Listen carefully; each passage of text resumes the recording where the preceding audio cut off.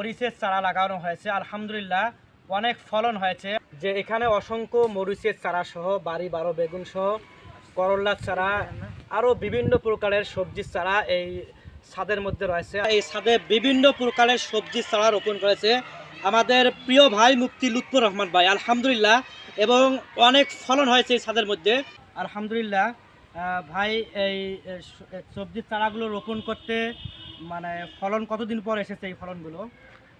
আলহামদুলিল্লাহ, আল্লাহ পাকের শুকরিয়া। আমি তো চেষ্টা করেছি, ফলন দিয়েছে আল্লাহ পাক। তো এটা আমি রোপণ করেছিলাম ৪৫ দিন আগে। এটা হচ্ছে ৪৫ দিন পরের রেজাল্ট। আমি ৪৫ দিন আগে আমার বাসার ছাদে আমি এটা রোপণ করেছিলাম। ৪৫ দিন পরে দেখুন আলহামদুলিল্লাহ আল্লাহ পাকের নিয়ামত, সুন্দর করলা এসেছে এবং বেগুন এসেছে, মিষ্টি কুমড়া, লাউ, আপনার পানি কুমড়া এগুলো এসেছে, অসংখ্য অগণিত মরিচ আলহামদুলিল্লাহ চলে আসছে। আল্লাহ পাক দিয়েছেন আর কি, অনেক আলহামদুলিল্লাহ।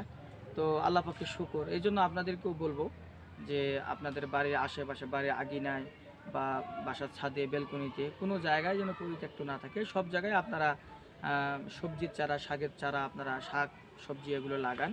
আশা করা যায় আপনাদের পরিবারের যে শাক সবজির যে চাহিদা সেটা পূরণ হবে ইনশাআল্লাহ। আলহামদুলিল্লাহ এগুলো চাষ করেছে এবং অনেক ফলন হয়েছে। যে আপনারা আপনাদের ছাদে কিছু সবজির চারা লাগাবেন, অবশ্যই এর থেকে আপনাদের বাড়ির যে খরচ আছে কিছুটা হালকা কমে আসবে ইনশাল্লাহ। এবং আমরা বিভিন্ন প্রকারের সবজির চারা বাংলাদেশের যে কোনো জেলায় বিক্রি করে থাকি। আপনারা আপনাদের প্রয়োজন হলে আমাদের স্ক্রিনে দেওয়া নাম্বার যোগাযোগ করবেন ইনশাল্লাহ। আমরা সুস্থ সবল কোকোপিট দ্বারা উৎপাদিত চারাগুলো আপনাদের কাছে আপনাদের কাঙ্ক্ষিত স্থানে পৌঁছে দেবেন ইনশাল্লাহ।